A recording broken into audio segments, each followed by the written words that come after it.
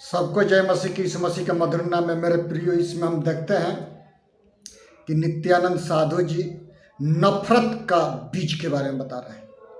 हम मत्ती रची सुसमाचार उसका 13 अध्याय उसका पूरा हम पढ़ते हैं कि 24 से हम 30 पढ़ते हैं कि जंगली बीज के बारे में।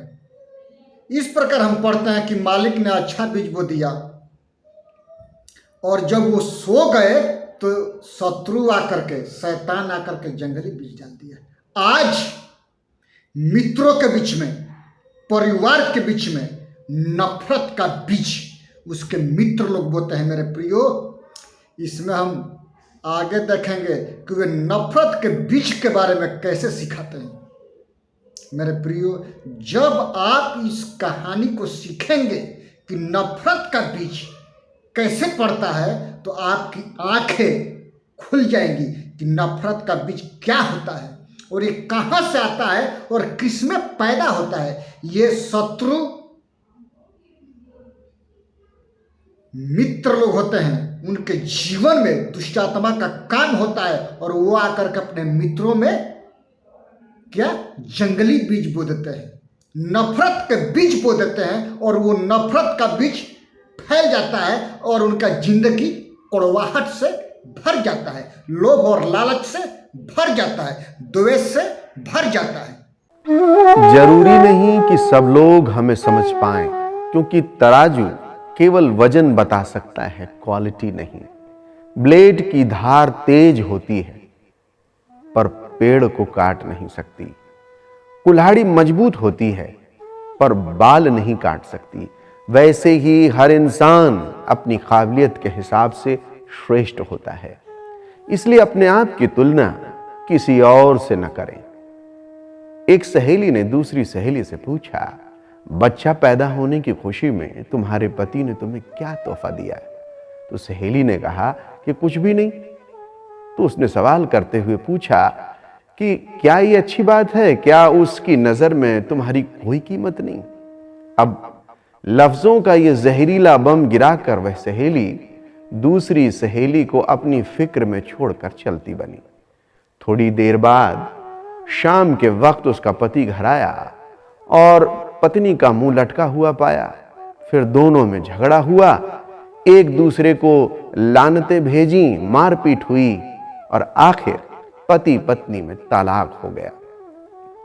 जानते हैं ये प्रॉब्लम की शुरुआत कहां से हुई? उस फिजूल जुमले से जो उसका हाल चाल जानने आई सहेली ने कहा था। रवि ने अपने जिगरी दोस्त आकाश से पूछा कि तुम कहां पर काम करते हो? तो आकाश ने बताया कि फलानी दुकान में काम करता हूं। तो रवि ने कहा कि तुम्हारी कितनी तनख्वाह है? तुम्हारा मालिक तुमको कितनी तनख्वाह देता है? तो आकाश ने कहा कि मुझे 18,000 रुपए मिलते हैं। अब रवि ने कहा कि 18,000 रुपए बस? तुम्हारी जिंदगी कैसे कटती है इतने पैसों में? अब आकाश ने बड़ी गहरी सांस ली और कहा, बस यार क्या बताऊं। अब उनकी मीटिंग खत्म हुई। कुछ दिनों बाद आकाश अब अपने काम से बेरुखा सा हो गया और तनख्वाह बढ़ाने की डिमांड करने लगा, जिसे उसके मालिक ने रद्द कर दिया। आकाश ने जॉब छोड़ दी। अब वो बेरोजगार हो गया। पहले उसके पास कामकाज था, अब कोई काम नहीं रहा। एक साहब ने एक शख्स से कहा जो अपने बेटे से अलग रहा करते थे कि तुम्हारा बेटा तुमसे बहुत कम मिलने आता है, क्या उसे तुमसे कोई मोहब्बत नहीं रही? तो बाप ने कहा कि बेटा ज्यादा व्यस्त रहता है, उसका काम का जो शेड्यूल है वो बड़ा सख्त है और उसकी बीवी है, बच्चे हैं, उसके पास बहुत कम वक्त होता है। तो पहला आदमी बोला, वाह ये क्या बात हुई? तुमने उसे पाला पोसा, उसकी हर ख्वाहिश पूरी की, अब उसको बुढ़ापे में व्यस्तता की वजह से मिलने का वक्त नहीं मिलता। तो यह न मिलने का बहाना है। इस बातचीत के बाद बाप के दिल में बेटे के प्रति शंका पैदा हो गई। अब बेटा जब भी मिलने आता वो यही सोचता रहता कि उसके पास सबके लिए वक्त है सिवाय मेरे। याद रखिए, हमारी जुबान से निकले शब्द दूसरे पर बड़ा गहरा असर डाल देते हैं। बेशक कुछ लोगों की जुबानों से शैतानी बोल निकलते हैं।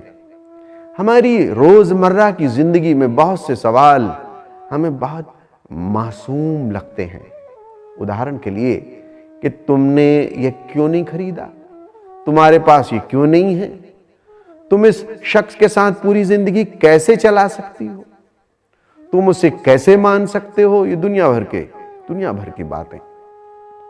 और इस तरह के बेमतलबी फिजूल के सवाल नादानी में या बिना मकसद के हम पूछ बैठते हैं, जबकि हम ये भूल जाते हैं कि हमारे ये सवाल सुनने वाले के दिल में नफरत या मोहब्बत का कौन सा बीज बो रहे हैं। आज के दौर में हमारे इर्द गिर्द समाज या घरों में जो टेंशन टाइट होती जा रही है, उसकी जड़ तक यदि हम जाएं तो अक्सर उसके पीछे किसी और का हाथ होता है। वो ये नहीं जानते कि नादानी में या जानबूझकर बोले जाने वाले ये जुमले किसी की जिंदगी को तबाह कर सकते हैं। ऐसी हवा फैलाने वाले कम से कम हम ना बने। एक बात को जीवन में उतारें आप। लोगों के घरों में अंधे बनकर जाओ और वहां से गूंगे बनकर निकलो। एक बात याद रखें प्रियो, सेलो टेप हो या संबंध, अंत में ऐसे मत छोड़ देना कि वापस ढूंढने के लिए उसे खरोचना पड़े। दिमाग पूरे दिन काम करती है, परंतु सृजन का नहीं, विनाश का काम करती है। और वहीं मधुमक्खी भी पूरे दिन काम करती है, मेहनत करती है, और मेहनत से पुष्पों का रस जोड़ती है, कुछ अच्छा बनाती है। आप और हम क्या कर रहे हैं? आप इसका पूरा ध्यान रखें कि आप कर क्या रहे हैं। हम सृजन कर रहे हैं या विनाश कर रहे हैं? आज हम सबको इस बात का अवलोकन करना है। प्रियो, हम अपने शब्दों और कामों के द्वारा जीवन का निर्माण करें और हमारे आसपास जिनसे जिनसे हम मिलते हैं उनके लिए आशीर्वाद का कारण बने। शुभम भूयात, भगवद अनुग्रह प्राप्तिरस्तु। All the best and God bless you. इसमें हम पढ़ते हैं महर्षि नित्यानंद जी सिखाते हैं कि नफरत का बीज वो जुमला से आता है। जुमला कौन सिखाने के लिए आया? उसके सहेली, उसके मित्र, उसके दोस्त सिखाने के लिए आए मेरे प्रियो।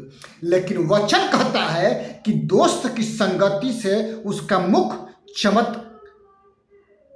चमकने वाला, चमकदार बन जाता है और उसका जिंदगी बदल जाता है। जब हम यीशु मसीह से दोस्ती करते हैं तो मेरा और आपका जीवन संवर जाता है और हम ज्योति की संतान बन जाते हैं और उसकी आज्ञाओं पर चलते हैं मेरे प्रियो।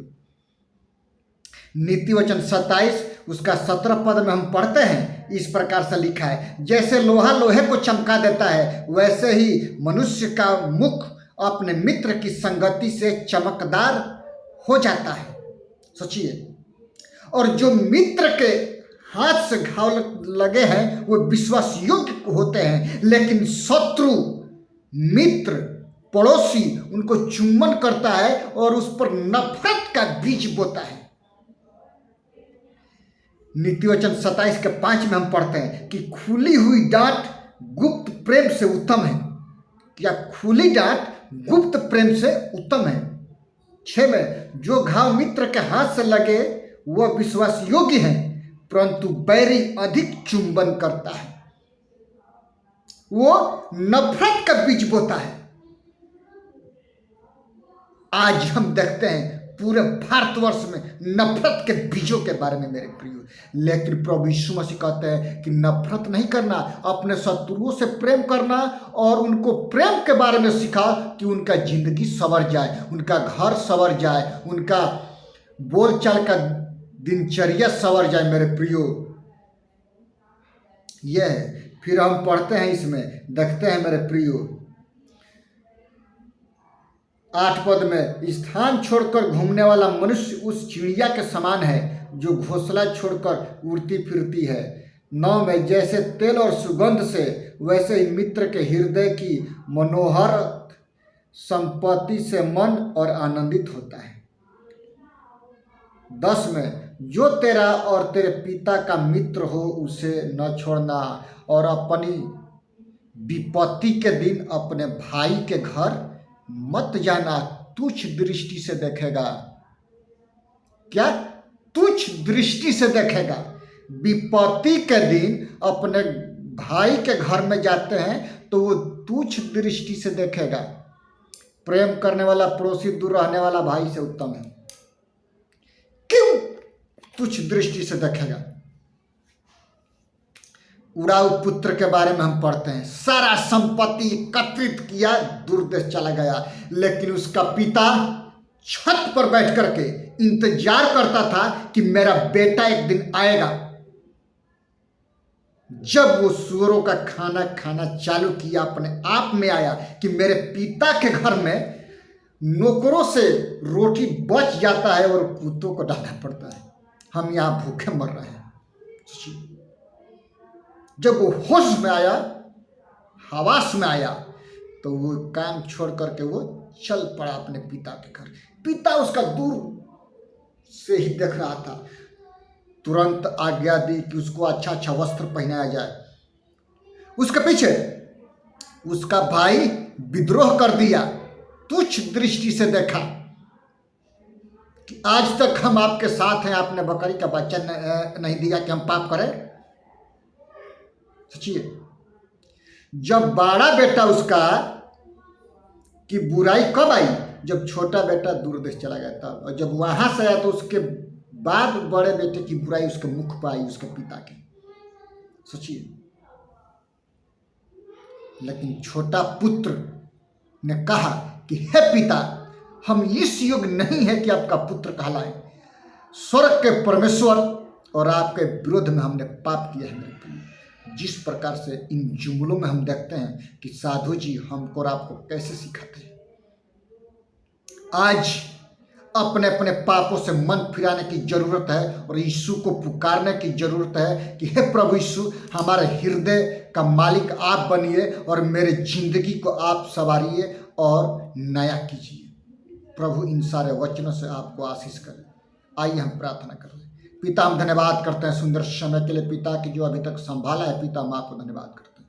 पूरे भारतवर्ष के शासन व्यवस्था को आपके हाथों में देते हैं, बीएसएफ के जवानों को आपके हाथों में देते हैं। आप संभालिए पिता। पूरे भारतवर्ष के जितने शासक हैं पिता, राष्ट्रपति से लेकर के सरपंच तक के अधिकारों को आपके लहू में छिपाते हैं। आप आशीष कीजिए यीशु के नाम से, आमीन।